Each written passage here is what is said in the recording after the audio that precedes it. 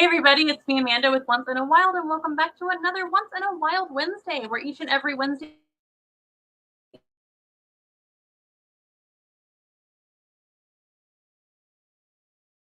evening our social media, except for TikTok tonight, I guess, go live another time. And I do apologize if we have camera issues. I sure hope not, but I seem to have a little bit of slow internet. But we're going to do our very best and hope for the best. I'm over on Instagram as well. So for a little bit of backup, maybe you guys can go over to Instagram if something goes wrong across the other social media. I sure hope not. Everybody cross your fingers simultaneously. Send me all the cross fingers emojis. And let me know if you're out there watching. It's good to see everybody back watching the channel and watching the live stream. We try to go live each and every Wednesday night, like I mentioned. And this show is, of course, free. Hello, Viviana. Nice to see you watching. I see you over on Instagram as well, which is pretty cool. This show is free, but if you'd like to leave us a donation or tip of some sort, we have Venmo, Cash App. We even have a PayPal as well. And we have our Amazon wish list. And we even have Patreon. You can find that on our website, onceinawild.com, and also linked below in the description. Without, oh, it's a little bit fuzzy. So somebody's saying it's fuzzy on some of the social media. Let me know how it looks, Ricky. You're my tester tonight because we had some slow internet. I think Instagram looks good though. I sure hope it looks okay. You guys let me know if it's like really bad and I'll just restart. I think it's because of all the rain we've been having. Finally, here in Texas, we've been getting a lot of rain and of course a little bit of thunderstorms and things like that. So it might be part of the internet issue, but I think we're just going to keep going. I think without further ado, let's play our theme song. Our intro theme song anyway, and we'll get going.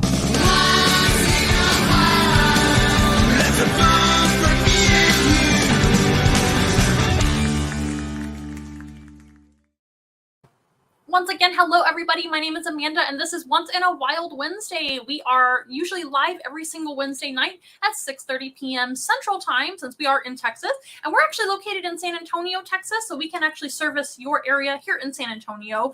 If you don't live in San Antonio, then we can go a little bit outside of town, and we can also bring the zoo to you virtually, of course, across the whole entire world, because we have things like Zoom nowadays, so we can actually do a virtual program for you guys, and fix you up with a Zoom room animal encounter, and those are a lot of fun too. And they kind of look like this. So we have our purple backdrop and everything, and we bring out animals to meet you guys, and you can learn about them and ask questions. They're still really popular for things like school programs across the United States and across the world. So those have been a lot of fun, very popular throughout the whole of the pandemic, but still, of course, a little bit popular as well. But our in-person animal encounters have taken over, and we do offer those in the San Antonio and surrounding cities area. And sometimes we even have public events. Those could be free or not free. We always post our public event information on our website as well, onceinawild.com. Speaking of the website, look very, very soon. Stay tuned to our website, making a lot of improvements and additions and things like that. We've been working really hard on all of that lately. And yeah, we have been getting a lot of rain, like you mentioned. Lots of rain in your area too. I see, Viviana. That makes sense. If you guys are over on Facebook or YouTube or any of the other social medias besides Instagram, let me know how it's looking and sounding. I'm having a little bit of I think slow internet today, so we'll just hope for the best, and we'll still keep going, of course, on Instagram, so that way we have a little bit of a backup, like I mentioned before. Now, if you're not familiar with us, before I forget to talk to you guys about what we do, we are a mobile zoo, so that means we have animals that are on the smaller side that can travel with us in our vehicles, and we actually will bring the animals to classrooms, to birthday parties, to all sorts of events, to libraries, to all kinds of things, hospitals, you name it. We can bring animals to events most of the time, and we can make them better for you guys and teach you guys about the animals, give you guys some time with the animals. We offer petting zoo services, animal presentations, which are very informative and educational.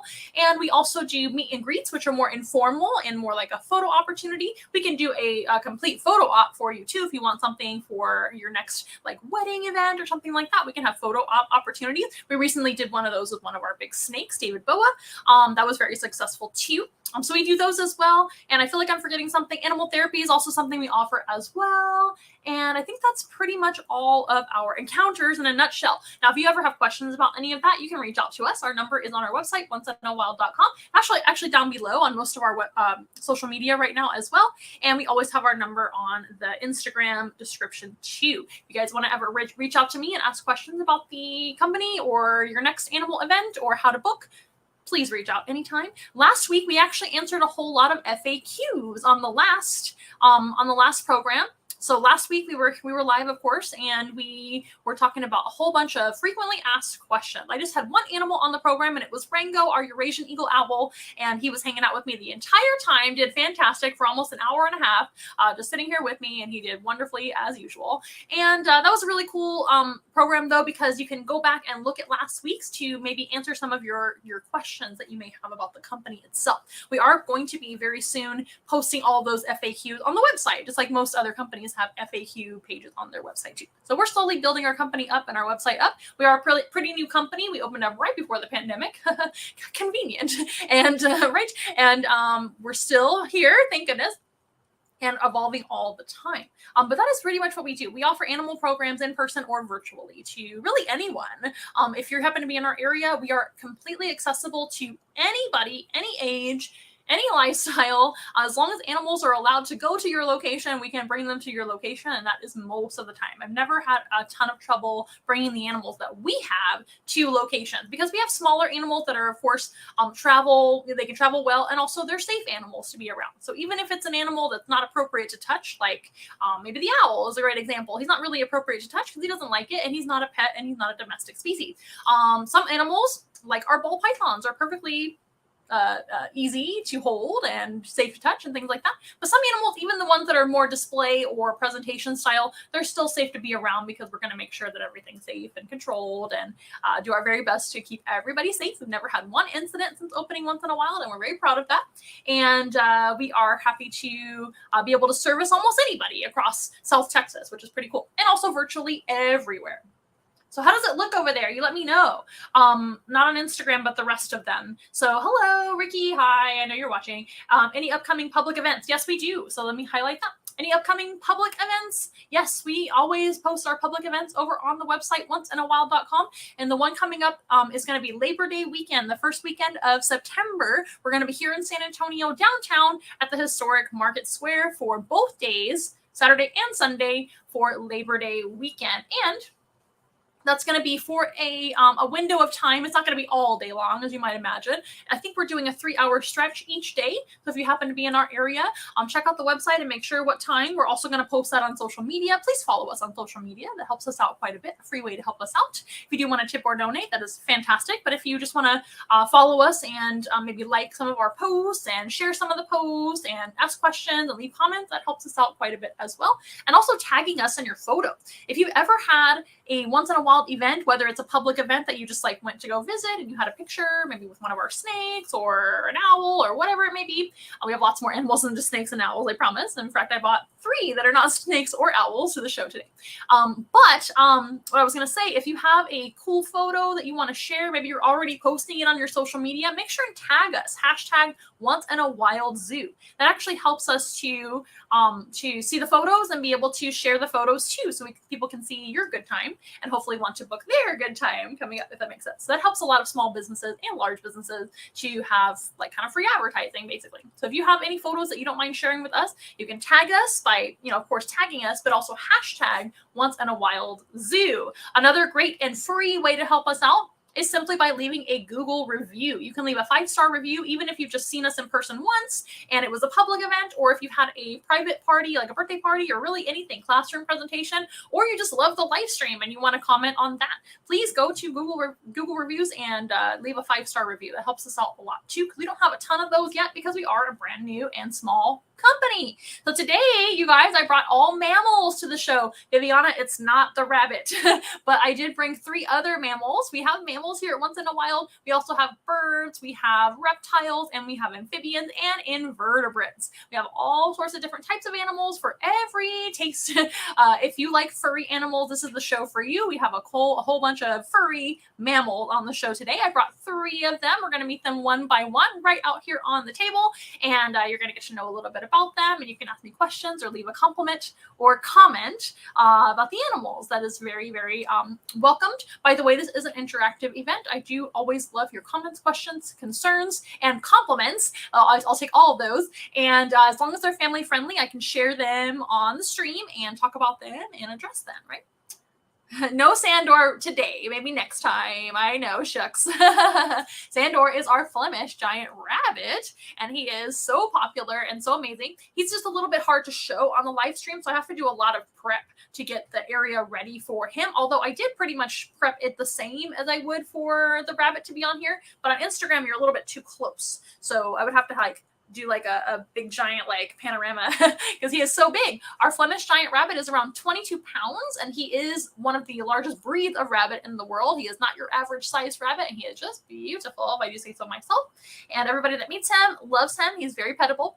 The 3 animals that we brought today, let me think. All 3 of these animals that you're going to see today, one of them is domestic, 2 of them are not domestic technically, and all 3 of them for our purposes are hands off to the public, but of course super safe to be nearby when you're getting a presentation or a photo op or meet and greet or something like that. And they're 3 of my favorite mammals that we actually have. So let's go ahead and get started. I brought a mat right here for the first mammal coming out. He tends to be a little bit messy sometimes, so I tend to bring an extra mat for him, and then we'll move that mat away and bring out the second animal. That is another kind of frequently asked concern / question that we get about our animal programs, and that is whether or not they're messy. We have a lot of really cool pro tips that we do to ensure that we're not going to leave a huge mess in your space, whether it's your home, your classroom, whatever it may be.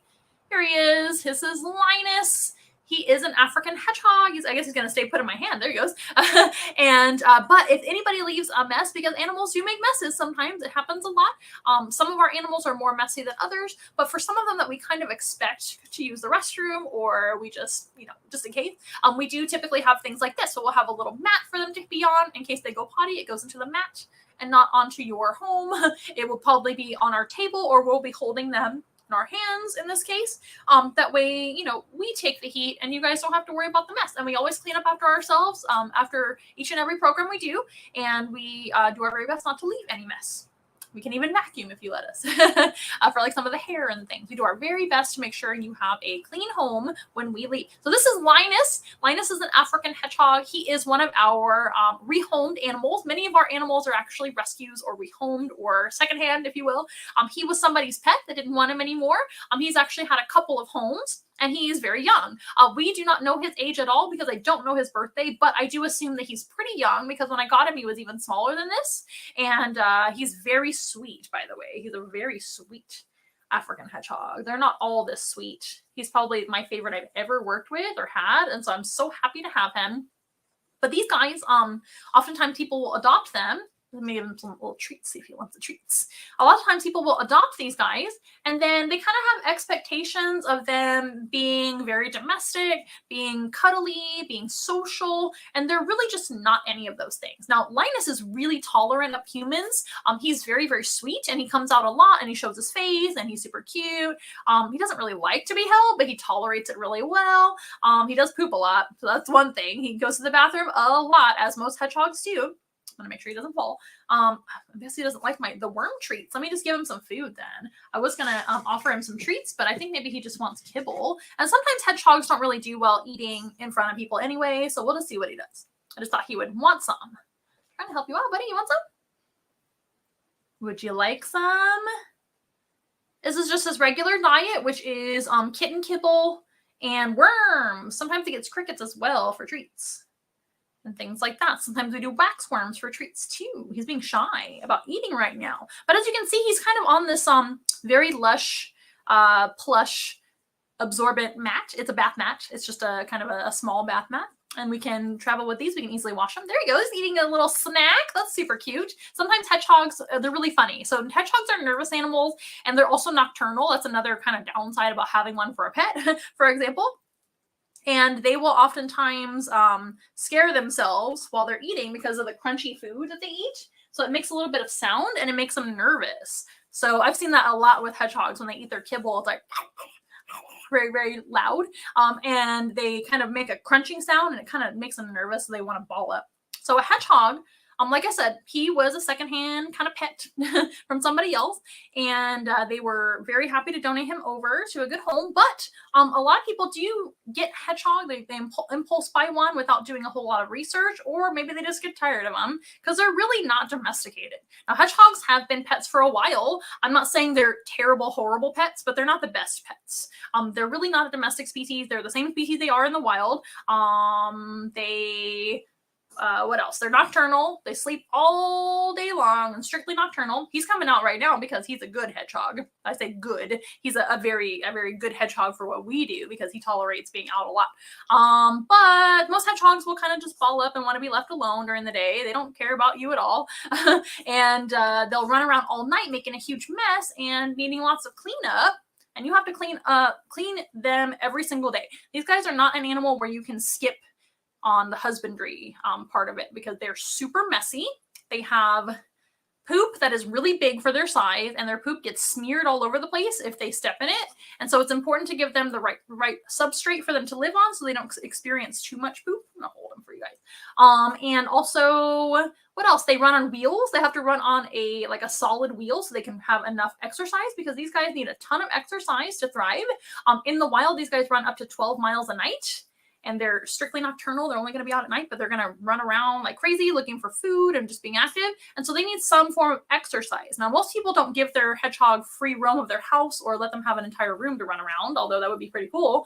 Most people just give them a wheel, which is what we do as well. So when they run on their wheel, they're going to usually go to the bathroom, and that's going to smear all over the place. And so we have to clean their feet often, and we have to clean the wheel every day. As long as it's dirty, we clean it, and that's typically every day because they are going to be running on that wheel. And so anyway, a lot of times people will get them and then they don't want them anymore. It happens a lot. They're not the easiest to hold if you aren't familiar with how to hold them as well. It takes kind of a tolerant person to deal with all their spines because their spines are sharp. Their spines are their only form of defense. They can bite, but they usually don't, and they typically don't bite hard. And these guys are an African species. So being an African animal, they have a lot of potential predators or at least very dangerous animals. And so having those spines is their only real defense, being such a tiny little guy, right? So they do curl up and have all these spines that stick out in different directions, right? And that's going to help them stay safe. So they will actually curl up so tight and kind of like flex their spines in different directions like that. And that will be so hard to eat for a predator that they really don't have that many predators. So a healthy, happy, and adult hedgehog, it's not like a baby one and it's not like super elderly one, right? A good prime aged hedgehog that's able to ball up and use its spines and everything. They really don't have very many predators. Their only predator typically is owls. Owls are by default out at night at the same time they are. And other birds of prey could probably eat them too if they happen to be out during the day and stuff like that. But most birds of prey aren't out during the day. It's just the owls and maybe a couple others maybe out in the dusk or the dawn, right? And hedgehogs don't like any of that light. So in the wild, they really don't come out at all except for in the night. And that helps them to stay a little safer from some of the predators that might be out during the day. And that's just when they're uncomfortable. That's what they've adapted to, right? But because of that, it's really just the owl that eats them. Now, there's different species of owl. There's big owls and medium-sized owls that can easily eat a hedgehog. And the reason that owls can eat them and not other animals is because owls have long talons. It's their toenails, right? So they can reach and grab the hedgehog without really touching the hedgehog. Their feet are also very tough compared to the paws of a mammal. Owls and other birds have scaled feet, right? Or even feathered feet. There's feathery-footed owls too, like the Eurasian eagle owl. So on the bottom of the Eurasian eagle owl's foot, though, they do have kind of like scaly foot pads, and then they have a lot of feathers on top, right? But if they grab the hedgehog, they can pick it up without kind of touching it too much, and they actually have a beak instead of a soft mouth, so they can eat the hedgehog without touching too many spines. So that's really their only main predator, and that's really impressive to me because look how tiny they are. This is a tiny little animal, fits into my hand, and did you know that the hedgehog also shares the same habitat as the African porcupine? So the African hedgehog lives in the savanna, and so does the African porcupine. But the African hedgehog and the African porcupine, though they have some similarities, are not related whatsoever. They're both mammals. We brought all mammals on the show today. 3 mammals for you guys. the furry ones. So mammals have hair or fur, at least at some point in their life. Did you guys know that dolphins actually have a mustache or like whiskers when they're born, and then their whiskers kind of fall out later? But it still counts as having hair at some point in their life. It can even be fine hair, like a naked mole rat has like whiskers and fine hair. That still counts as well. These guys, of course, have hair, so they're mammals. That's the main factor in a mammal being a mammal. No other animal has hair but mammals. So mammals have hair. Mammals also feed milk to their babies. Did you know a baby hedgehog is called a hoglet? That is really cute. They are born without the spines, just so you know. So mom can actually give birth to them without too much pain. I'm sure it's still like a typical birth. There's a little bit there, but not as spiky, right? And then they get their spines a little bit later on. It's usually like a day or two later, or 3. I can't remember how many days, but it's a few days. And then they get their spines later. But baby hedgehogs are very helpless. They're usually kept inside mom's burrow until they are at least a little bit more substantially sized, and mom will just nurse them. That's how they feed them. Mom will eat a lot of bugs. They are insectivores. These guys eat bugs and I guess cat kibble in human care. He's eating worms today and cat kibble, which is a nice high protein kitten kibble for him. But, oh, sorry, buddy. I keep making smacking noises when I talk, and I guess they don't like that. Maybe it scares them. So the hedgehog, super capable of defending itself, like I said. But the porcupine that also lives in Africa, and porcupines live other places too, so do hedgehogs. But I just wanted to tell you guys that the African hedgehog, which is what you see before you, Linus is an African hedgehog from Africa. They live in the savannas of Africa, which is like grasslands. That's where a lot of animals live in Africa, right? Like lions, leopards, hyenas, giraffes, zebras, elephants, all those famous African creatures live in that habitat. And so that's what we usually think of when we think of Africa. But so does the African porcupine. Now, the African porcupine is the world's largest porcupine. There's a Cape porcupine and there's an African, like, crested porcupine. And they're almost the same thing. And those guys are huge. Now, by weight, the American porcupine is the same weight as the African porcupine, but by size and quill length, my goodness, the African porcupine is definitely the biggest and most impressive in my opinion. I do love them. I've worked with them before. And one of my dream animals for once in a while soon. But did you know that those animals are not related? They are actually rodents for the porcupines and shrew family for hedgehogs. So hedgehogs are their own thing, but they're very closely related in retrospect to shrews. And shrew-like mammals are insectivores. They eat bugs. They have usually kind of slender faces with usually almost like an elephant nose. There's an elephant shrew. They have almost like a prehensile nose. It's a long rostrum that they have. The rostrum is like your snout, right? So like, for example, a dolphin has a rostrum instead of a nose. A dolphin has a blowhole instead of a nose in the front, right? But it's still your rostrum. So they have a very long snout or rostrum. That's the shrew family. Shrews are also, they kind of look like rodents, but they're absolutely not in their teeth. So in teeth, these guys have more similar teeth to like a dog than a rodent. A rodent has like bucky teeth. So a porcupine that I was talking about before may be similar to this, but they're not related. The porcupine has bucky teeth in the top and the bottom. They have 2 incisors on the top and 2 incisors on the bottom, but they never they always grow, and they will continuously chew on things to wear their teeth down. I hope that makes sense. So like a beaver, a rat, a squirrel, all those guys, guinea pig. We have guinea pigs here once in a while. You guys know our guinea pigs. Those are all rodents. They have different dentition in their mouth, the teeth, and that's what gives them the name rodent. Dent means teeth, and they have to wear their teeth down. These guys actually have like kind of spiky teeth, like a predator would have. So they do have little canines on top and bottom, and they have all kind of like spiky, uniform-ish teeth that kind of look like, they remind me of like a really tiny dog. Like imagine a teeny tiny dog, and that's kind of what their teeth look like. Look up hedgehog teeth, and you will get a really cool picture on Google. But, oh, sorry, buddy, that's just the way I talk, and I keep scaring him. But they're very sensitive to noise. Can you tell? So these guys have really bad eyesight. I see a question here. Ricky says, is their vision good? No, it's not good. So both the porcupine and the hedgehog have something in common, and that is kind of poor eyesight. I would say the porcupine has better eyesight than the hedgehog. Hedgehogs can barely see anything. They're super duper poor sight, and they see really just shadows, no color at all, but they're nocturnal. They don't need color anyway. Some nocturnal animals do see color very well. Fun fact, owls actually don't really see color very well, but they see some color. They're not colorblind. These guys are colorblind, and their vision is super duper nearsighted, but they can see a little bit. And so there's other senses. All the rest of their 4 senses are very heightened because they can't see very well. So on mammals, usually all 5 senses are present. And they're present on him. He can see, he can hear, he can see, he can hear, he can touch, he can taste, and he can smell. But the seeing is the worst one of all. So seeing, not good. Smell, excellent. That would be their best. Hearing is probably their second best, and very close tie is going to be, or almost a tie, is going to be their sense of touch. So they do have very sensitive whiskers. Their body in general, with the hair and everything, most of us have a good sense of touch as mammals, right? They got a great sense of touch, and they can sense danger if something goes to grab them or something like that. They can curl up into a ball, or just to get around. They have these little whiskers, right? And they can kind of whisker around. Is that a word? Is whisker a adjective? Or not, no, I'm sorry, what is the word? Adjective, is whisker a verb? Verb, right? Verb is the action word, right? Oh my gosh, it's been so long since I've taken an English class. Or grammar. Oh, me as a grammar Nazi, you'd think I would know this stuff. But anyway, he can whisker around, he can feel around with his whiskers. And that's going to tell him what's going on, how he can, when they're in their burrows, because they do have burrows, and when they come out to just get around and navigate and look for food, their food happens to be like wiggly worms and insects. So all those animals move around a lot. So having whiskers to be able to sense those helps a lot. And he's got a great sense of smell on top of that. And he can hear them. Have you guys ever listened to insects before? Even insects that don't make vocalizations, if you will. Crickets, by the way, vocalize with their wings. They don't really use this. They use their wings.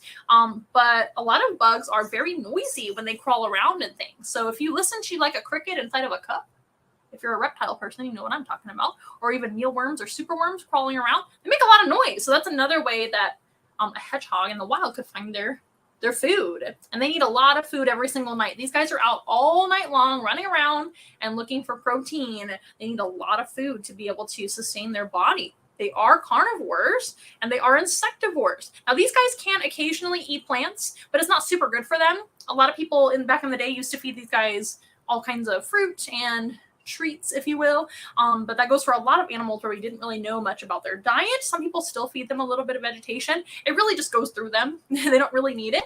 They can 100% live on an all protein diet. If you ever have questions about hedgehog care, feel free to let us know. I do not recommend these guys for pets for the average person. They are just not a good pet choice, in my opinion. There are far better choices of mammals for pets. Cats and dogs are great pets. Not for everybody, but they're good selection. I think a cat is the best pet. But if you're allergic to cats or you just can't have one, or maybe, you don't know what you're doing there. A small mammal wise, I would say rats are really good pets. Guinea pigs are really good pets, and whatnot. And that's because they're domesticated.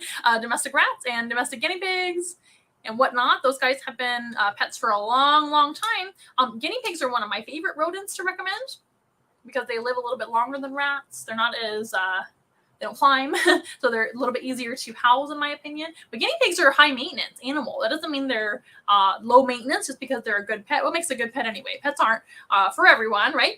There's a lot of cleanup, but they're gentle. They're typically social, right? And guinea pigs are active a lot, so they won't really like go to bed and you won't see them all day like a hedgehog, right? And hedgehogs, remember, are not rodents, but they somehow have become popular pets. Some way, somehow, but I would discourage you from getting one unless you are like expert level, honestly, because they typically don't do very well in human care. They don't live very long. They do have tendencies to get sick. They can get cancer and all sorts of different upper respiratory diseases and all kinds of things. They don't live a long life expectancy, like I think I mentioned already. These guys usually make it anywhere from 3 to maybe 4 in human care. I hope Linus is super young because I absolutely love him. And in the wild, they live less than that. So they're just not a very long-lived animal at all. They're very short, speedy life, grow up fast, and then just live for a little bit. And their main purpose in nature is to eat a lot of insects and to be food for some animals, right? Like owls and other maybe birds, things like that. But it's really just owls that eat them. They're not food for a whole lot of animals because of all the spines. Oh my goodness. Let's see what questions you guys have or comments. Let me see. So cute, sniffing around. Thank you. Look at that baby. So precious.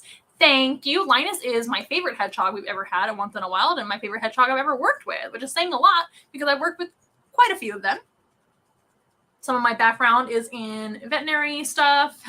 I was a veterinary technician and a receptionist for a long time at different veterinary clinics. I've also worked in pet stores. I've also worked with lots of domestic animals and lots of exotic pet animals. And I've also worked at other zoos, obviously, and aquariums. And these guys are used a lot for outreach because they are fairly easy to house. They're not great pets, but they're fairly easy to house for like a zoo because they're small, right? And not dangerous animals, right? We can still hold them even though they're not the greatest for holding. But they are great for education. These guys are so popular. When they come out to a show, people just gasp and think they're so adorable and they want all the selfies, which is totally fine. So all of our animal programs, we encourage you guys to take pictures. We encourage you guys to have a great experience and enjoy yourself. You're still going to learn something too, which is also fun too. One of my favorite things about working with animals is always learning about them and learning new things. But the better choice than just getting one, if it's not the right fit for you, is actually just hiring us so you can meet one in person, maybe get some pictures, maybe get a little bit of experience being around them, and instead of just buying one. Because a lot of times these guys will end up homeless, like I mentioned before. And that's just a shame. They're wonderful animals. They don't deserve any of that. It's not their fault that they're just poor pets. They're their own thing, aren't they? Do they lose their teeth like humans do? Most mammals do, so I believe they do too. Pretty sure. Pretty sure almost every mammal species goes through like a baby tooth stage, and then they grow in adult teeth. I could be wrong. There might be exceptions to the rule, but a lot of them do that. Some mammals do that like really quickly, and they're through it before you know it. That's a great question. I have to look that up. Here's a good question. What are the top things you wish you knew before you got your first hedgehog? A couple of things. I wish I was told that they don't live very long. I pretty much already knew that, but I didn't know how common it was for them to like become very ill and just pass away and things like that. Don't get me wrong. If they become ill, we take our animals to the vet. We make sure that we can take care of them. But sometimes you can't do anything. Sometimes no matter how well you take care of your animals, they can still get things like cancer. And there's nothing we can really do about that. Certain types of cancer you can, take off tumors that are like on the outside, but hedgehogs are actually prone to tumors on the inside of their body. And their body is so tiny that a lot of times those tumors will grow so fast that they will take over and it's just too late. And usually they don't make it, which is so sad. Not all of them get like that, but some of them do.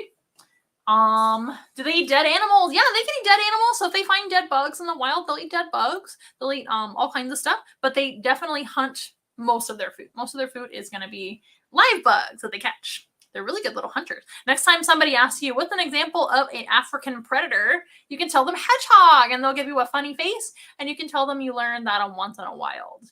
What else do we wish we learned? Well, things that you want in a pet are like handleability, cuddliness, social time, things like that. These guys are none of that. Some hedgehogs are really great, and some hedgehogs want nothing to do with you at all. He's digging around over here in this mat. It's super cute. So most of them really don't want your attention whatsoever. You can try to train them. Like, I'm not saying it's impossible to condition a hedgehog who's grumpy into being a sweeter hedgehog, but it's kind of like a cat. So when you get a kitten, if you've ever gotten a kitten, I have had kittens in the past, and I've had adult cats. For me, a better pet is an adult cat because you can see their personality right away. A kitten, a lot of times they'll be one way and then they'll totally change their personalities once they grow up. Some cats want nothing to do with humans no matter what you do with them, right? You can certainly train a cat. Cats are very smart and trainable and motivated. But some cats just have a personality that's not suited to be cuddled and held. And some cats are fantastic. So it's kind of like that. You kind of just get what you get. But you can do your best to adapt to that. Some are just absolutely not having it when it comes to being handled. So that's just a couple of things that I wish I knew. If you live in a colder climate, where like not Texas is usually really hot, but it also gets cold in the wintertime. If you live in those places where it stays cold, you have to have a heat source for your hedgehog. We actually do heat our room when it becomes cool enough to do so. When it's not cold, the room that they live in is very warm, so they don't really need heat in our particular setup. But many hedgehogs do need heat because they don't do well getting cold at all. These guys don't deal with any cold seasons in the wild, and they're not adapted to hibernation or anything. In fact, if they go into hibernation, which they can go into like a false hibernation if they get too cold, these guys get extremely sick from that. Their bodies are so tiny, and they really cannot go very long without eating. They eat every single night. And so skipping meals is very serious for them because they're teeny tiny little animals, and they're carnivores. They need protein. They need a lot of energy. And so if they get too cold, they're not going to be eating well. They're going to get sick. That is an emergency with a hedgehog if they get too cold. So that's another thing you have to consider.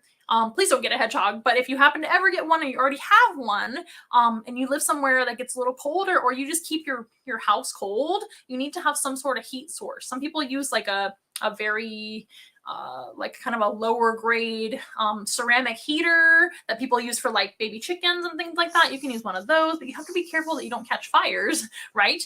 Depending on what substrate you're using and what type of setup, you have to set it up very safely. And also some people use like heat pads or space heaters. We use a space heater when it gets too cold in their room, because that's more than plenty to keep that room warm for the hedgehog specifically. And for some of the animals, other animals too, that like it a little warmer. The only one in that room where they live, because we've got our hedgehogs, some of our birds, the giant rabbit, and the guinea pigs living in one general room, and then they've all got different spaces, right? So the one that doesn't like the heat is going to be Sandor the rabbit, but he can obviously get away from the heater that we have in there. So he does okay. It's a big enough space. But yeah, everything, it's not as simple as you would think. Their setup isn't necessarily super complicated, but they are very messy, so we have to clean up every single day.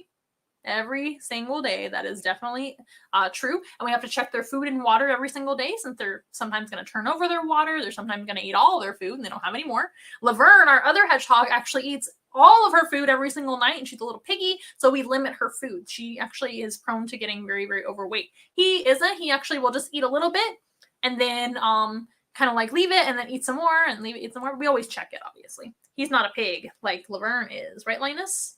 Linus and Laverne forever. Just kidding. What else do y'all have to say? Let me see. I know some people have to go. That's totally fine. That was a good question. Please ask me more questions if you have any. I think we're going to move on to another animal. Oh, here's another question. Do they bite? That's a great question about any animal. Any animal with a mouth can bite you, except for a few of them. There's a few animals that don't really have teeth, or they don't have a big enough mouth to bite, rather, and that can be like an anteater, for example. Anteaters don't really have the capacity to bite. Instead, they have claws for defense. But a hedgehog certainly has teeth, and they can bite. They don't usually bite, though, because their defense is not usually biting. They bite their food, and they curl up into a ball and have all their spines for defense instead of using their bites. But most animals, wild animals and domestic, their bite is their defense. So a lot of animals do bite for defense anyway. He bites his food. That's about it. Hedgehogs aren't really as common to bite. That's just not their typical go-to, if that makes sense. Oh, that was a good question. Okay, you guys, let me know how it's looking over on general social media, and then I think Instagram's looking good. You let me know. We're having some slow internet this fine evening, thanks to all the beautiful rain we've been getting lately. So I'm not complaining, because the rain is much needed here in South Texas. We've been in a drought, so we're very happy to have consistent rain the last few days, and hopefully we get some more. That way it cools off this extremely record-breaking hot summer that we've had as well, right, Linus? I'm going to show everybody Linus one more time before he says goodbye. Say bye, Linus. He's been having a good old time in this little mat, playing around, I think. It's pretty cool. So I'm going to put Linus away. Sorry, Instagram. I'm going to put Linus away. And he's been a great boy. So we are going to let him rest. It's almost time for him to party, because he's a nocturnal creature, right? I'm actually going to pause over on general social media and get our second animal. It is another mammal, so maybe you guys on Instagram can guess what it's going to be. Maybe you guys over here on general social media can also guess. I'm going to put a photo up to let you guys know that we'll be right back. And I'm going to do something new, which is play intermission music. That's something that's kind of a new feature on here. And let me know if you can hear it on general social media. You'll be able to hear it over here on Instagram, just hearing it from my device that I'm filming on. But let's try it. Let's just go ahead and do that. So I'll be right back.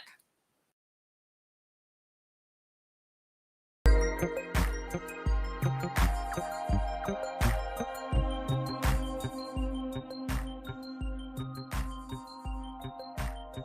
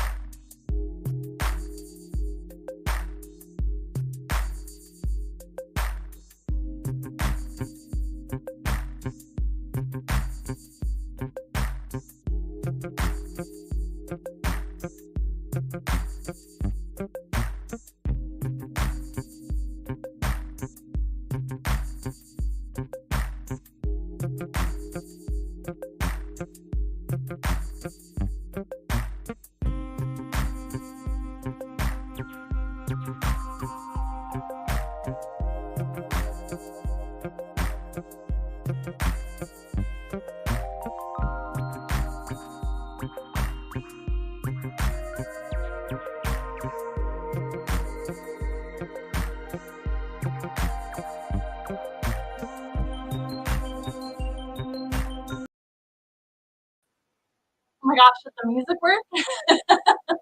So this is Alice. Alice is here today. It looks like she really likes her treats today. I want to make sure she's in a position where everybody can see. Right there. Here she is. So this is Alice. She's a Virginia opossum. This is actually the animal that most people call a possum, and that is incorrect. Possum is a different type of animal that lives over in Australia, and this is the close cousin of the possum, though, the opossum. Opossums are from the Americas, not from other places. And this is the only type of opossum that we have in the United States and Canada. And they are pretty special animals. Now, they are a type of marsupial, which means they're closely related to not just possums, but also kangaroos, koalas, and what else? Kangaroos, wallabies, tree kangaroos, Tasmanian devils, and many more. Marsupials, like the one you see before you, Alice, the opossum, they have a pouch for their young. And when mom opossum has her babies, just like all marsupials, they're born extremely tiny. But most marsupials don't have a whole lot of babies at once. The opossum does. These guys have up to 12 or 13 babies at once. Mom can have a whole bunch of them. So we'll just say 12. A dozen is a good number to remember. A dozen babies at once. They're super duper duper tiny at birth, like I mentioned. Let's all appreciate their smacking sound. So cute. And they're born super tiny. They can't see, they can't hear, and they can only kind of use their sense of touch and smell to find mom's pouch. They will be born or birthed, right? Of course, you know where that comes from when you're birthed. And then they will crawl into the pouch by themselves. That's actually going to be kind of their first little test of strength for survival. And they will crawl to the pouch and start nursing immediately. They'll latch on to mom's nursing areas and they will start nursing and growing up a lot. These guys grow a ton and they grow very fast in a short amount of time. There you go. I was just gonna kind of clean up after eating the peaches. She doesn't usually get peaches. This is kind of a new thing for her, which is pretty cool. I love that she likes them. We usually use bananas, but I've also used watermelon. I use all kinds of different fruits. So that tends to be their very favorite fruits of all. Now, some of her other favorites could be things like bugs. These guys also eat bugs and other animals, but that's a lot harder to feed her right here on the show, as you might imagine. Oh my gosh, all the smacking. Kids, do not eat like that at home. You are not an opossum, and it's not cute on you. You need to eat with your mouth closed. I want to make sure we're all in focus here. Are we in focus? Maybe that was my problem. We just weren't in focus earlier. Oh my gosh, she's so cute. So opossum babies go into the pouch, like I said, right away, and they start nursing, and they usually spend about 2 months inside the pouch. Now, when they're on the end of the 2 months, they might come out a little bit, but they have to keep nursing and everything else. And when they get a little bit too big for the pouch, that's when they start crawling onto mom's back. And all those babies will actually share mom's back together. They'll lay, they'll be on her like kind of a cross, and they'll crawl on her with their little hands. They have hands. They have feet hands as well, even with thumbs and everything, just like a little monkey would have. Hello.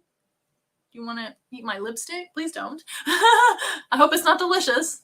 Oh, she's very sweet, but I don't want her to eat my lips. I'd be right here in my face. Oh my goodness.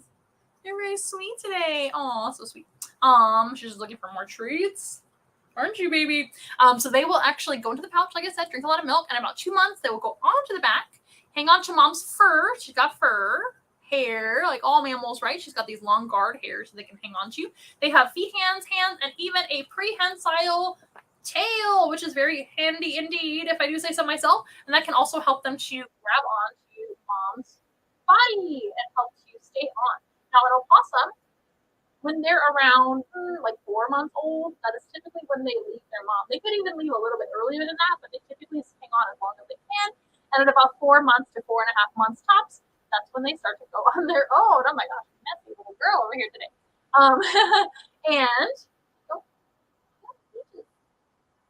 And then they can actually have their own young as 6 months old. So they get started very, very early. And that is because a opossum in the wild doesn't live very long. So opossums in the wild typically only live to be 2.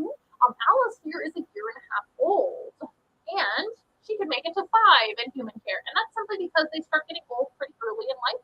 And they get slower. They can't climb trees as well. They can't move away from predators. They can't get out of the road. So, and they end up just usually kind of being prey for other animals or getting into all sorts of different trouble scenarios. That's typically what happens to them. They're just very poorly. They don't age gracefully. They become a lot slower, more rickety and crotchety the older they get. And a 5-year-old opossum is extremely old, by the way. But that can happen. Only if we take care of them with vet visits, and we can make sure they don't have predators and feed them every day, so they don't have to look for their food. We can even hand feed them if they get too old to get up and eat, right? Just like a person would be, under like maybe like a nursing home care or something like that. Hello, hello, hello. How does the fur feel? Thank you for asking. Their hair to me reminds me of a schnauzer. We have a schnauzer, one of our pets, and it reminds me of like a terrier hair. It's soft, but also a little bit wiry. So if you ever touched a Cairn Terrier, a Schnauzer, what other kind of dogs feel like that? You probably have. There's many others. I just can't think right now. And I'm put on the spot. But yeah, it's kind of wiry on top, and they have a softer kind of undercoat. And their hair isn't super thick, especially if they live in warmer areas like Texas. They're not going to have a super thick fur coat, but seasonally it might get a little thicker if they live outdoors. Our opossums are spoiled and live inside. They don't have to worry about any seasonal changes or growing a furry coat to stay warm and whatnot. And opossums are typically not going to be like a hibernating animal, right? Because they don't live very long, so they're not really going to waste all of that time. So they will just kind of rough it throughout the winter, which is also very hard on wild animals, right? So that's often why, too, they will pass away because their old bodies just can't handle the winter anymore. But they're wonderful animals. A lot of people don't like them, and I don't know why. I think they're fantastic. They think they're great big rodents, and they're going to like hurt them or hurt their pets or children, or they're going to like give you rabies or all kinds of diseases like the pox and the black plague and things. That's not true. These guys really don't carry any viruses at all. So it's super rare that opossums even have any viruses, let alone rabies. And that's because their body temperature is a lot colder than most mammals. So most viruses need a warm body to live in and thrive and be able to pass on to other animals and things. These guys have a colder body for a mammal. I can't remember what their body temperature is, but they have a pretty cold body for a warm-blooded animal. And therefore, viruses don't thrive in their bodies at all. And therefore, they don't really contract or pass on rabies whatsoever. And so they're not to worry about there at all. Now, as far as hurting you, they can bite. Any animal with teeth and a mouth can bite. And these guys have a lot of teeth. They actually have 50 teeth in their mouth. You're showing everyone your hiney, and you should be showing your teeth. Turn around and show everybody your teeth. Get over here. But they have 50 teeth. They have pretty big teeth and pretty big mouths. But they're not really an animal that uses their bite for defense that often. And that's because they have other defenses. So opossums oftentimes will just hide. Another thing that they do is play dead. But did you know that it's not on purpose? So opossums don't really play dead. They actually just faint. So their system overloads and they become so scared that they pass out. And they can stay passed out for like 4 hours. And when they do that, their whole like body just shuts down. They're still breathing, but it doesn't look like it. They actually drool and sometimes vomit when that happens. They will go to the bathroom and even release a second gland that smells like death. And they will actually kind of go rigid and like a rigor mortis, like a semi-rigor mortis, and all the things. They just look terrible when they do that. So it looks like a sick and dead animal. And that is actually the whole point. They look disgusting and gross and like they wouldn't be good to eat. You don't have to cry. Her eye's a little watery today, so she's not actually crying. She just got watery eye. That's pretty normal for opossum. But these guys are not sick and diseased when that happens. It's actually just a survival technique. Their body is telling predators, don't eat it. You might die too. So if a predator comes across an opossum that looks healthy, they're actually going to see the opossum just kind of hanging out, maybe eating some food, maybe doing their thing, and then all of a sudden drop dead. That looks really bad. That looks like a disease you don't want to have, right? So most predators will avoid eating that opossum at that point. Some predators still go for it and eat them anyway, because a lot of predators don't mind a dead animal to eat, and some predators are not intelligent. I eat birds. Not that birds are not intelligent, but birds don't really mind eating dead things. And owls, for example, which is one of their main predators, isn't really going to care because they're just going to eat it. They're not super smart. Oh my goodness. Opossums aren't really the smartest either. They have a lot of cool adaptations to survive, but they're not like problem solving. Rodents are far smarter than opossums, in my opinion. They're just simple, sweet creatures that never harm a fly unless you're a fly. So I take it back. These guys actually are a little bit of a predator. They can eat insects and rodents and snakes and lizards, smaller animals really, and they actually do a lot of good for us. So a lot of people are scared of them. They think they're going to give them diseases or bite them. That's not really the typical opossum behavior. If an opossum gets really scared, they pass out and they're pacifists, right? They're hoping you just go away and leave them alone and they can wake back up. But they actually do a lot of cleanup for us too. They happen to be a scavenger, which means they'll eat leftovers from other animals too. So they don't care if they eat dead stuff. They'll eat dead stuff all day long. It's one of their favorite things to eat. They'll eat all kinds of rodents, which can spread disease, right? Like rats and mice. They'll eat, what else do you guys eat? Insects like roaches, which can also spread diseases, and worms and things. And like I said, they're cleanup crew. These guys have a very, very tolerant tummy that can eat a lot of things that other animals can't. So if an animal is eating something that they've hunted, say it's a predatory animal like a fox, and they've caught a really big rabbit, and they're not going to eat the whole rabbit. Maybe they just leave it there. Most animals won't eat something that's a little rotten or a little turnt. These guys actually will. They don't care. They will eat it anyway. They're like, yes, I don't have that long to live. This is a free meal. I'm going to go for it. So they will eat like a vulture eats sometimes. They're not as impressive, in my opinion, as a vulture as far as eating the dead stuff, but these guys can eat a lot of other things that vultures can't. They can actually eat venomous snakes, they can eat some poisonous plants, and they can definitely eat rotten food. So they're awesome. They are opportunistic omnivores, and they're like a super omnivore. That means they can eat anything they want. Don't try that at home. You are not an opossum. Hello, guys. That's one healthy opossum. Thank you. That's so nice. She's an opossum, but thank you for the compliment, Alice. Her name is Alice too. So this is Alice, and you're Alice. I'm so happy you guys get to meet each other. Alice, say hi to Alice. So Alice and Cooper are our two opossums. So they're named after Alice Cooper because I like the eyeliner and the way that he looks, right? So Alice says, so we live out in the country and have a few that usually stop by. What can we feed them? Oh, here's your question. That's a great question. I don't recommend necessarily feeding wild animals, but if you live out in the country and those opossums are there anyway, and you're just kind of helping them out, just like you would maybe put a bird feeder out or something like that, I would recommend really anything. You can feed them fresh fruit. You can feed them cat food, dog food. You can feed them vegetables. They probably won't like the vegetables as much. They seem to like the meat stuff and the fruits the best. Right now we're feeding Alice some peaches for her treats tonight. She's making a splash over here with the peach juice. It is splashed over here on my desk.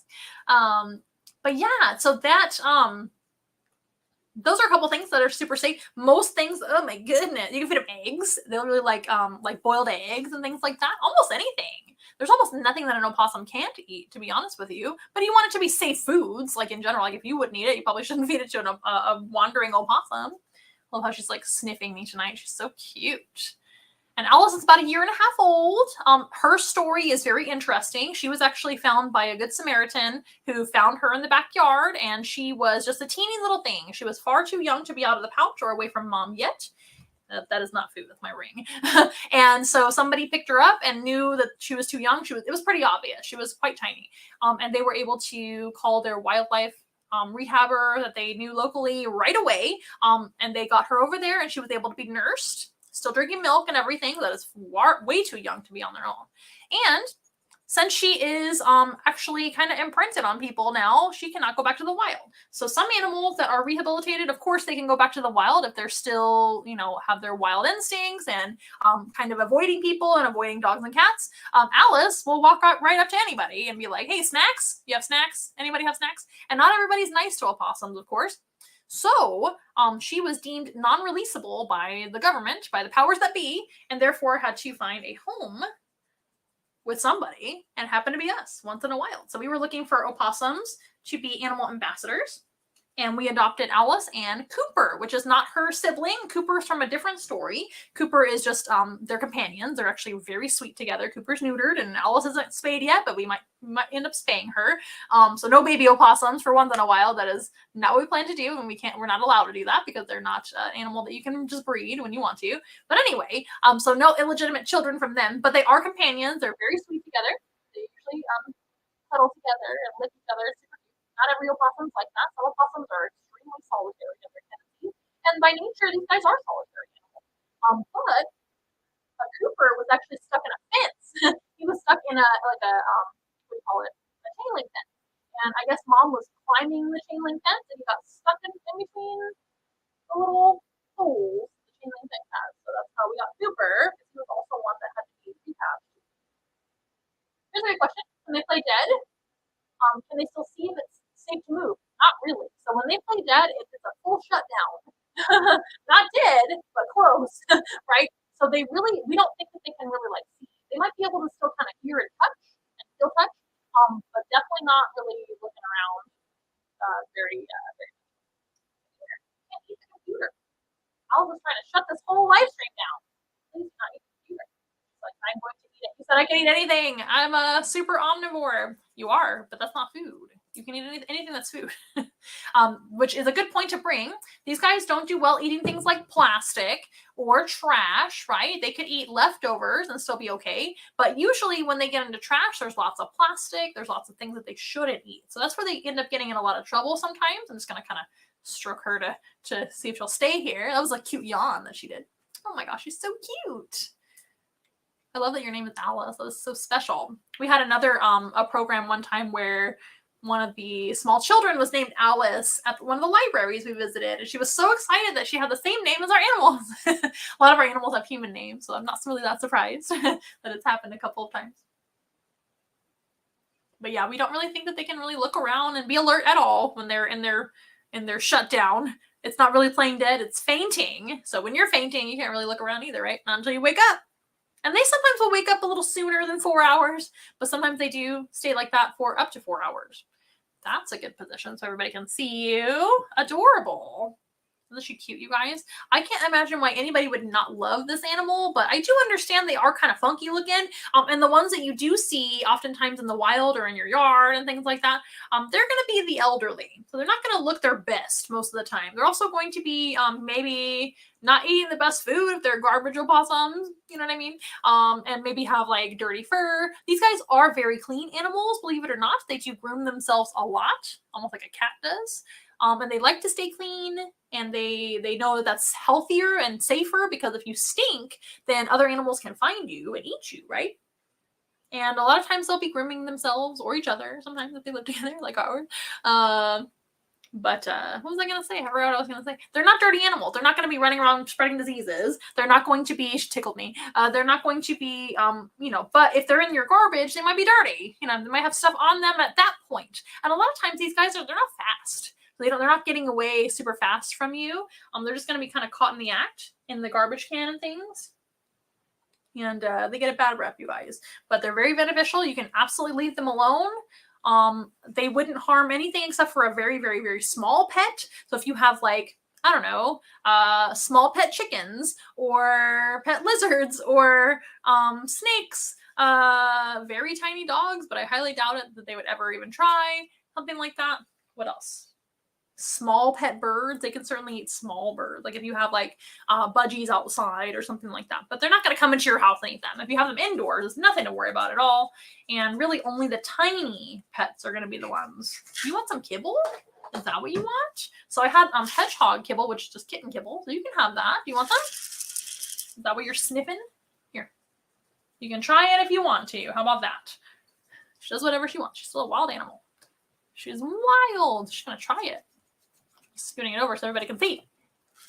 Yeah, and there's even worms in there. They're not alive. So I think she's going to go for it. Now remember, these guys are not in the raccoon family. A lot of times they'll be seen with raccoons because raccoons are also a scavenging animal. And a lot of times raccoons will dump the trash over, and then the opossum will come and clean up the leftovers. So a lot of times they'll be seen around the same time, but they're not related. Raccoons are their own thing too. And opossum is a marsupial. So they're related to like kangaroos, koalas, Tasmanian devils, and many more. Oh my gosh, I guess she likes the hedgehog food better than her own food. But she does also get some kibble. A lot of people ask us what we feed our animals. So what the opossums get as their base diet is going to be yogurt. It's going to be cat food. We do vary it up in the different types of cat food, but they prefer pate, canned cat food. They also get dry dog food, which is grain-free. The cat food is also grain-free. It's very important for opossums' coat and their well-being to have very little grain. So you can feed them grain if you just happen to be feeding an opossum in your area, but as far as their like daily food, it's really important to have mostly grain free. It helps their coat, especially in their longevity. What else? Yogurt, cat food, dog food, some sort of fruit, typically banana, but we also do all sorts of different fruits. We use some kind of vegetable, typically broccoli or collard greens, but we do other vegetables too sometimes. And they also get salmon oil, and she keeps tickling me with her whiskers. And they also get, I feel like I'm forgetting something. They get variable things as well, maybe additives. But that is really their base diet. Do you not want any more? And they do love it. It's really important for them to actually mix it all up, because opossums in human care, not in the wild, but in human care, are super picky. When they figure out what they like, they'll just eat around the rest of the food and just eat those things. Now, I do not recommend opossum for a pet. In fact, they're not a legal pet at all here in the United States. Well, actually, I take it back. I'll speak for Texas. They're not a legal pet in Texas. Some states in the United States, you can still find opossums that are bred in human care, and then they are specially bred and handled to be pets. That's the only time that that's allowed. I don't recommend them for pets for the average person, though. In fact, it's really not a good pet for anybody. They are another nocturnal species. They're extremely specialized. They're not typically this tame. She's tame-ish. Now, she doesn't really like to be held and cuddled and snuggled, except by Cooper, I guess. You guys can hold each other and snuggle each other and cuddle. But as far as with humans, she tolerates pretty good handling. She's pretty good with that. She does really well for presentations on a tabletop, just like this, where she can just come out and be seen and loved and and admired, and we can just teach you about them, maybe give her a little snack, and then she gets to go right back into her travel crate until she goes home. Opossums are great travelers, though. These guys are one of my favorites to kind of bring to presentations because they're super easygoing. They don't make a ton of noise. They're not super aggravated by much. They kind of just go with the flow, and they like a lot of naps. So they'll take a nap in their kennel when they travel, and they just kind of curl up. They're very clean. They almost never go to the bathroom. I've had a couple of times where she's gone, but very rare. Because they're not an animal that's going to just constantly go like a hedgehog or a rodent. These guys usually hold it most of the day, and they'll go at night. At least once a night, though. Yeah, but they're pretty clean. They like to go potty in the same place. Yeah, in the wild, they'll kind of they'll just go away from their food or away from where they're sleeping. They like to stay clean. Our opossums definitely sleep far away from where they go potty. Oh my gosh. So she's hanging onto my arm with her tail. See that? She's trying to get a better look at all the things ahead of her, which are like the camera and the lights. They don't see very well. Let's talk about their senses. So these guys are similar to the hedgehog, actually, with their senses. These guys have very good sense of touch. hearing, and smell, and that is it. Taste as well. They can taste things. But as far as how they get around and navigate, it's not going to be through sight. These guys, the older they live, especially, the worse their vision gets, and their vision doesn't even start very good, right? But just like anybody, the older they get, just going to climb my shoulder today. I'm not going to let her do too much. I don't trust her 100% to not eat my hair or earring. Alice, you're a wild woman today. So don't try that at home, you guys. Please don't hug opossums or let them climb on you. They're a wild animal. You're supposed to be a wild animal. This is once in a wild. Come here. Come over here. Come to the front. There you go. Gotta get her hidden. So they will use their sense of smell. That's probably their best sense. Fun fact, when you look at a mammal's head, the largest thing on their head is typically what they do best. So a big old snout is going to tell you that they smell really, really sensitively. She's also got big ears. They hear very well as well. She's got whiskers all over her face. So that's going to tell you that she uses her sense of touch to navigate as well. This is an animal out in the dark. So they certainly need some sort of navigation sense to be able to get around. That's not going to be vision. So it's really those three things: smell, hearing, and touch. And of course they taste things when they eat them or lick them. And not so good at seeing. And the longer they live, the worse their sight gets. Very sad. But she is fine. She doesn't have to worry about getting around and finding her own food at all. Oh my gosh, that's the best view I've ever gotten of her yawning, I think. So cute. Well, I think we are going to let her go back and rest in her crate if she doesn't want to groom herself. Sometimes she'll sit out here and kind of wipe her face and groom herself. And I'll just let her if she wants to just keep staying out here. But I think she's about ready to go back here in a little bit. Again, this is the Virginia opossum. Her name is Alice. And Alice shares space in their enclosure with Cooper, who is our other opossum. He's a male. Alice is a female. And Alice is half the size of Cooper. So she's a pretty big opossum. She's not huge. She's probably like 4 pounds. Cooper is about twice her size. He weighs about 7 or 8 pounds. And that is typical of opossum. Opossum males are a lot bigger. They have a bigger head, bigger body, heavier, more bulldoggy looking, big teeth. These guys have big teeth in general. But the males have extra big, like canines that kind of stick out from their little, like vampires. And they're impressive animals. Are you going to groom? Okay, if she's going to groom, I'm going to let her be out here for a little bit longer so you guys enjoy it. She's going to wipe her face and lick her paws. And we just love it. She's so cute. Adorable. Well, yeah, they're one of my favorites. So marsupials in general are some of my favorite mammals. Me as a person, I'm more of a snake person than a mammal person. And I like birds as well overall. But there are certain mammals that I really like, including marsupials, which are like opossums and kangaroos and tree kangaroos and all those guys. They have the pouches for their babies and everything. Some other mammals I really, this little shake, so she's going to yawn and feel sleepy. Other mammals I really like are anteaters. I like some rodents, like porcupines. And there's others as well. Are you guys ready to meet the last mammal? So we're going to get situated with Alice and let her go back and rest in her kennel. All our animals, by the way, do travel in kennels or crates or some sort of safe container. Oh my goodness. You want to stretch? She's going to stretch and lick. Oh my gosh. We're just going to keep going. Aww. So they do travel in an air-conditioned vehicle, of course, but they also all have their own containers for travel. Most of the containers for travel are appropriately sized, but they're actually kind of on the small side. That way, in case of an accident happens, they end up in a fender bender or something, they're not going to be jostled around too much. It's actually super duper important when you travel with animals for them not to have too much space, enough to stand up, stretch a little bit, turn around, maybe get a drink of water if they have water in their kennel, things like that. But in general, you want it to kind of be snug. That way they don't, jostle around too much and get hurt. Right. Well, you've been adorable tonight. We love you. You're just a furry wig right now. A furry wig with a tail.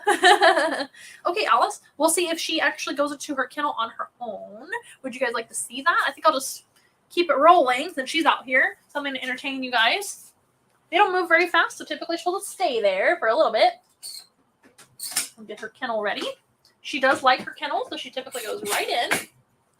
And the reason they like a kennel is because is because they like a small space to go curl up and take a nap. You guys can kind of see that. So this is her kennel. It's like a cat-sized kennel. What else? And she's got a blanket in there. And typically she'll just go on in. Look at that. Pretty cool. Make sure her tail is tucked away so we don't hurt her tail. And then I just shut it. And she can just snuggle up and have a little snooze while we get the next animal. Opossums are great animals, you guys. One of the easiest mammals to work with. They're slow moving. They're not super messy. They're quiet. Super quiet. That's why I like snakes the best, because they're super quiet animals. What else? They're just wonderful little critters to work with. I love them. I'm going to get rid of some of these food items over here because I won't need it for the next animal. He will have his own food. So our last animal is going to be a predator. We've had a couple of actual predators out tonight, right? And all mammals. We had a hedgehog, which is a insectivore predator, and we had a opossum, which is an omnivore. So they are mostly scavengers, but they also eat occasional things that they hunt. And our last animal is an obligate carnivore and a hunter, pretty much a top predator in their natural habitat. So let me go and get him really fast. He is in a kennel and outside the room, and so I will just step away briefly. We'll put on some more music for you guys. Let me know how that's sounding, and I'll be right back in a flash, okay?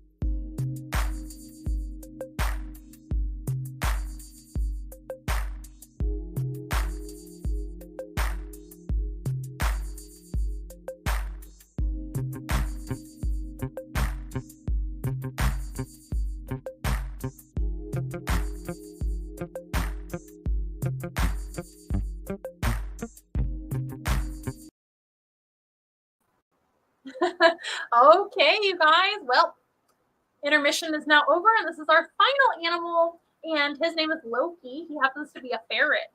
So ferrets are actually, this version of the ferret, there's a couple species. One is the black-footed ferret, and one is the domestic ferret. This is the domestic variety, although he is actually a direct relative of a very wild animal called the European polecat. So the domestic ferret has been domesticated for thousands of years, and they were originally domesticated for hunting.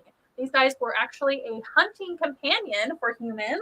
I thought he would stay on the table, but I guess not. And they are very good at being a predator. These guys will actually hunt things like rabbits and rats and all sorts of other animals like snakes, lizards, whatever they can catch, they will absolutely eat it. And these guys eat every single day. They are obligate carnivores with a very high metabolism for a predator. Kind of similar, actually, metabolism-wise, to the hedgehog. Hedgehogs have very high metabolism too for a predator, but hedgehogs are only out at night. These guys are actually crepuscular, which means they have varying times of activity. So they might be active or more active during the dawn and dusk. That is when you're going to mostly see European polecats and black-footed ferrets active in the wild. Now, this is neither one of those, although Loki here is actually a hybrid. His mom was part European polecat, just like we have wolf dogs, right? So he looks like a wild European polecat, but he's not. He's a domestic ferret. But these guys in nature, they're relative to the European polecat, which is where all domestic ferrets come from anyway, are extremely amazing hunters. These guys can hunt anything they can catch and eat anything they can catch within reason, and they can hunt something about 5 times the size of their body.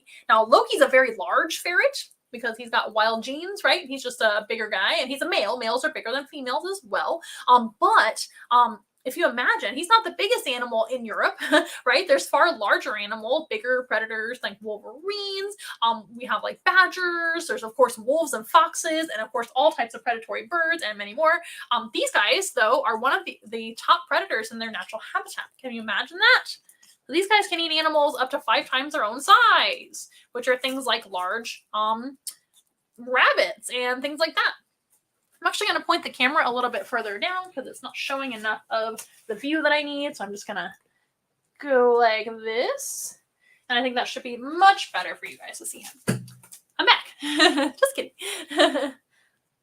Do not worry. We are back. That's a little better, huh? So, yeah. So a very, very capable predator. And a lot of people don't know that about ferrets when they see like pet ferrets and things like that. They think, oh, what a sweet little pet. Whatever. Yeah, they're not. They are, but they're killers, you guys. These guys are like a cat. Cats are good predators too. Cats are actually very capable predators at hunting all sorts of things, right? So are ferrets. Now, ferrets don't climb trees like a cat can, so they're not going to go get birds in the nest, but they will get birds on the ground, and they will hunt all kinds of animals, especially underground. These guys are what we call subterrestrial. That means they're not only on the ground, but they're underground. Come here. You'd have a bowl. Will you? That would be nice. Uh-oh, I got it on your head. Sorry, buddy. That might be a little easier to show him. There you go. At least for some of you guys. Aw, show the animal, Amanda. Yeah, I think from the hand is just going to be better. He just licks it clean in 2 seconds. But these guys will certainly hunt anything underground, including rabbits or any type of rodent that goes underground. And that's typically where they live as well. It's going to be some sort of underground burrow. They won't always make the burrow themselves. They might go in and hunt all the rabbits and then just take their home afterward. That's actually pretty common for a European polecat, which is the wild version of these guys, right? There's another animal called the black-footed ferret. A black-footed ferret lives in North America in the Great Plains, and those guys are a very, very endangered species. And they also primarily hunt prairie dogs, which is another type of underground animal, and it's a rodent. So they will do the same thing. They will tend to go into the prairie dog tunnels or dens, and they will hunt them and sometimes take over their home. That's not very nice, but they're predators. That's their food. And somebody needs to eat the rodents, and somebody needs to eat the rabbits, and somebody needs to eat the vermin. So that is actually why the European polecat, the domestic ferret, was turned into a pet or a companion of some sort for animal, for humans, I mean. And that is because of their ability to hunt vermin. They can hunt things like rats or hunt rabbits for food, right? And it's been thousands of years ago. Oh, he is so pretty. Now, these guys do have a mask like a raccoon, but again, I'm not a relative of the raccoon. These guys are in the weasel family. They are actually related to otters, badgers, wolverines, and many more. What else? Weasels, of course, ermines. All kinds of animals are in the weasel family. These guys have, they're always a carnivore. They have a longer body with shorter legs. They have short, kind of rounded ears. They typically are going to be an underground type animal, but otters, of course, live in the water. But river otters also do have tunnel systems or dens that they live in sometimes. And they always have fur. All mammals have hair or fur, but these guys have very thick fur. This is not an animal that would actually hibernate in the winter, though they do endure a long winter in Europe where they live, right? So these guys actually have to just stay out in the wintertime. And what they do is they just grow a very, very thick fur coat during that time so they can survive the entire winter. They are one of the main predators of the rabbit during that time because rabbits actually don't hibernate either. And rabbits are a great food source for many, many different types of carnivores that need food throughout the winter time. Did you know that? So rabbits, since they breed a lot, have lots of babies, rabbits will actually feed a lot of animals like European polecats in the wild that don't hibernate either. So other animals that do hibernate and survive the winter that way, that's how they survive with no resources. But other animals like these, they just stay out, they grow more fur, and they hunt whatever they can. And this type of animal, again, has to hunt every day. In fact, ferrets really like to hunt or eat, at least eat multiple times a day, which is super rare for the carnivore world. So animals that have higher metabolism like these, they have to eat a lot. You can see how active they are. He's a very active animal when they're awake. They're super duper active, always moving around. And that's because their system is just go, go, go all the time. So what they sometimes do is will hunt bigger animals like a big rabbit or something, and they will store it away. And they will actually hunt as much as they can and stash away as much food as they can during the winter time because there's far less animals to eat, right? I just think he is so pretty. I think Loki is one of the prettiest ferrets I've ever seen. I may be biased, but man, he is just gorgeous, isn't he? He's very big. Like I said, he's from very, very good and healthy bloodlines. Our ferrets that we have Thor and Loki. Thor's been on the channel many times and also not too long ago. Here, Loki. Both of those guys are actually from a very, very, what's the word? Specialized. It's from a breeder. These guys are actually from a small breeder, not from like a mill situation. Many ferrets are actually from mills, kind of like puppy mills, but for ferrets. They're called ferret mills. And some rabbits are from mills as well. A lot of animals actually are mass produced for the pet trade. Our guys are not from a mass produced situation. They're not Marshall ferrets. They're not pet store ferrets. They're from a breeder who actually took a lot of time and care to breed the ferrets very healthy and feed them right and raise them right. They actually were not fixed when we got them as babies. We actually had to neuter them later. Well, we didn't do it, but the vet did it, of course. And that makes them a lot healthier as well since they're not neutered early.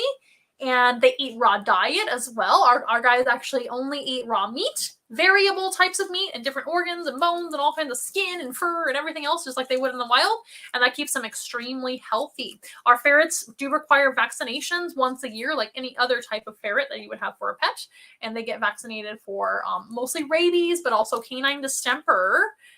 And it's a distemper parvo combo and all of that, just like your dogs at home would get that. Canine distemper is actually one of the most deadly diseases a ferret can get, and a lot of animals too.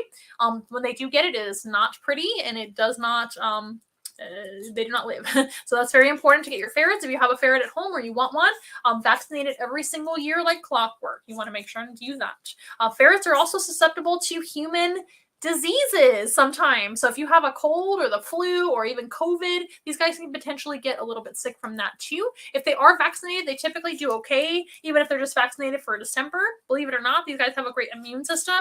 If you vaccinated them for those other viruses, they usually do okay being around you as a sick person, but I would do my best to avoid them if you happen to be a little bit sick. Let me check on you guys. That was an irrelevant comment, Ricky. Do I have all this info on my website? We're working on the website all the time, but we do have our animal pages that have some information on there. And we have many other videos regarding our animals that talk about the animal information. We're working on the website, like I said, and improving it all the time. We want to make sure that there's animal information that's up to date and whatnot. We're working on our About Us page and all of that stuff. So stay tuned for all of that. But if you want more information at any time, feel free to reach out. onceinawild.com is our website, and our number is posted on there. Our number is posted down below. That's the best way to get a hold of us. But yes, we're working on the website right now. If you guys have any suggestions for the website, that would be great. Another way to support us is actually through the shop on there. So buying some of our merch that supports our animals as well. Did you get it right? I'm not going to look at that right now, Ricky. You're interrupting. Let's see. Ricky is sometimes on the live stream too. He's the other founder of the company. Oh, that's a good point about the opossum. I see a point about, or a comment about the opossum. Maybe some people are scared because they hiss. That is another thing that opossums often do when they become scared. A lot of animals do hiss to scare away their enemies, right? So a hiss is kind of like a universal way to say, leave me alone, or else I might bite you. Opossums will typically, if they feel cornered and they can't get away, they might stop, they might open their mouth and hiss. And then if they get really, really, really scared and they feel way too vulnerable, they will just pass right out and they'll play dead. Yes, yes, yes. So if you're just joining us, this is Loki, one of our ferrets. Our other ferret's name is Thor. He was on the program not too long ago with Ricky and I. And we're just hanging out here with him, letting him eat some treats. If you're curious what they eat, they actually eat raw meat. But right now, he's eating his favorite treat, which happens to be chicken-flavored baby food. So he can lick it right off my fingers and stay busy while we talk about him. This type of animal is a little bit challenging to present in presentations. They're super smart. They're always busy and moving around and excited, and they're also kind of messy sometimes. But keeping them occupied with something they really love is the best way to present them. So sometimes we'll just hold them and have the treats where they can lick them. Where are you going? Or we'll put them on a tabletop situation like this. But we always have to make sure our ferrets are under control, if you know what I mean, because they're feisty animals. They can potentially bite, but they can also get loose and then hide underneath something or just want to run around. These guys have no fears. A lot of times they will just want to be adventurous and kind of like play and check out everything. Ferrets by nature don't really have a ton of fear. They're very stubborn. So for training them is super easy in some ways and also super difficult in other ways because they're really stubborn and they don't understand like no, and they don't understand like, hey, don't do that. And they don't like that. So they'll just do it anyway. So for example, if your ferret or a ferret that you or that someone's taking care of, like myself, I guess, if our ferrets maybe like escape out of something, so for example, we have a big playpen for them to play in, and they get all kinds of different enrichment and fun things to do in their playpen.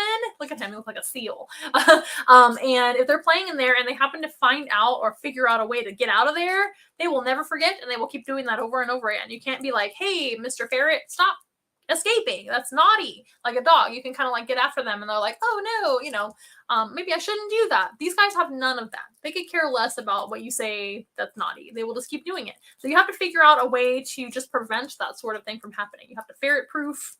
You have to figure out something that they like. Now they do well with things like timeouts, but they don't do well with things like, yelling at them, or which you shouldn't do anyway, or getting after them. They're not shamed. They don't care. So they have no, they're just stubborn like that. Oh my gosh, he's being adorable. He's licking every last morsel off my fingers. What do you guys think? Well, it's been a lot of fun.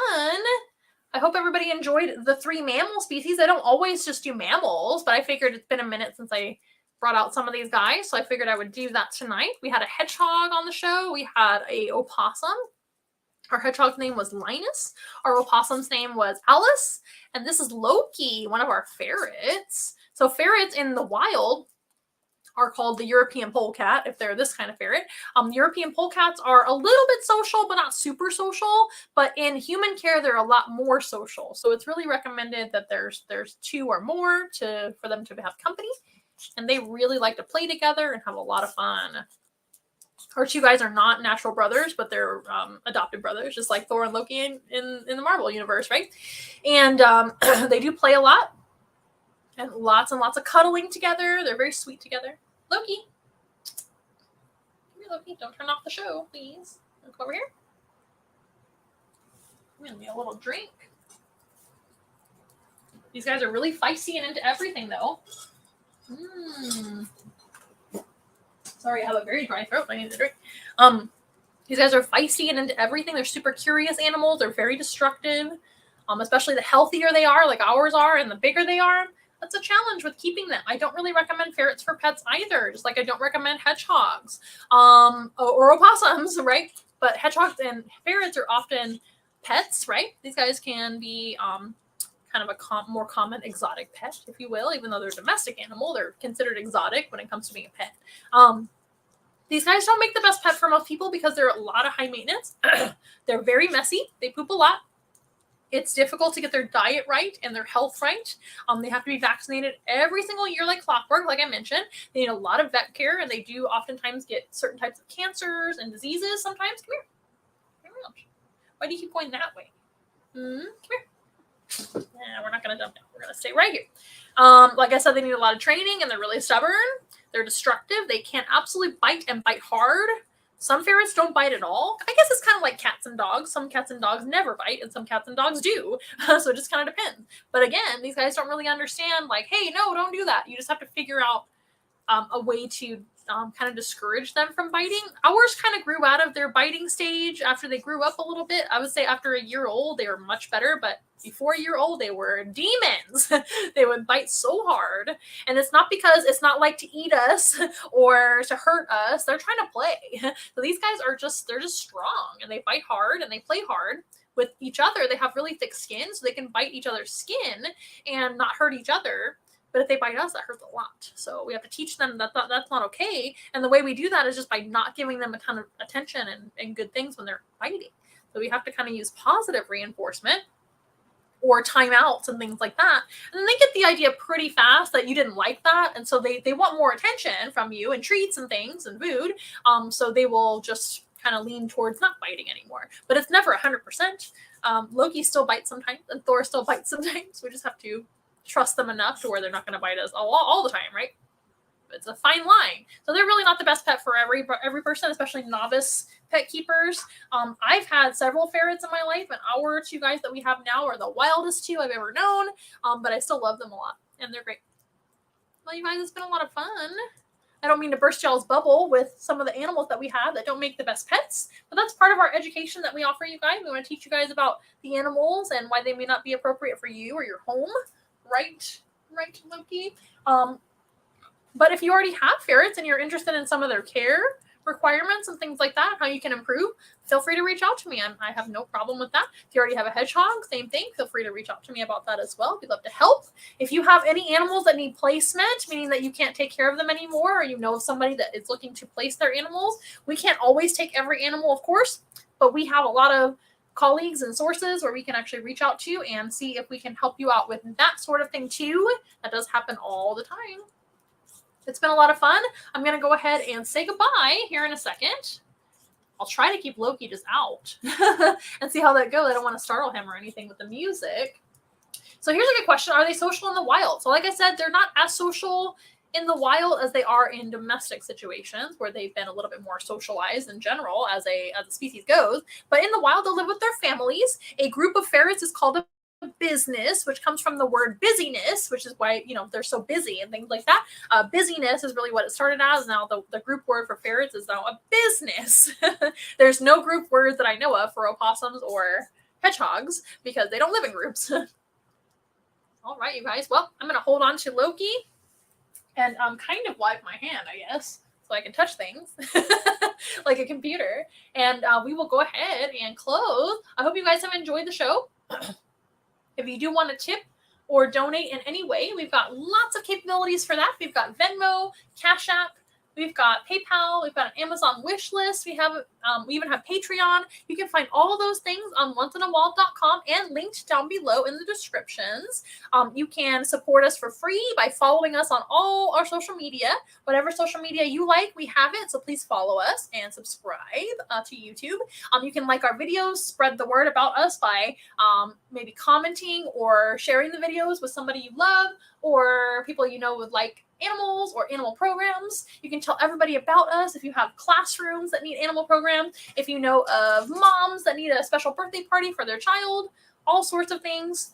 We can help you out, and that helps us out too. And if you would like to tip at all, we very much appreciate that, and our animals do too. So we hope you have a great day, and we'll see you guys next time. Bye, Loki. Over here. We'll see you guys next time. Oh no, he's leaving. I'm really trying, you guys. But I have messy hands. There we go. Okay, we'll see you guys next time. We are nothing close to ordinary, but we love to be your friend.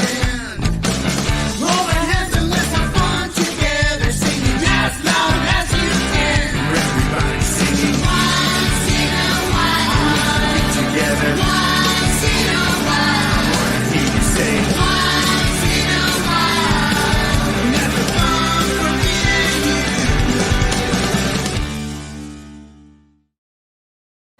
Calm down, Loki. He's gone rogue, you guys. Alrighty, we'll see you guys next week. Same time, same place, next Wednesday, across social media, 6:30 p.m. Central Time. Bye, guys.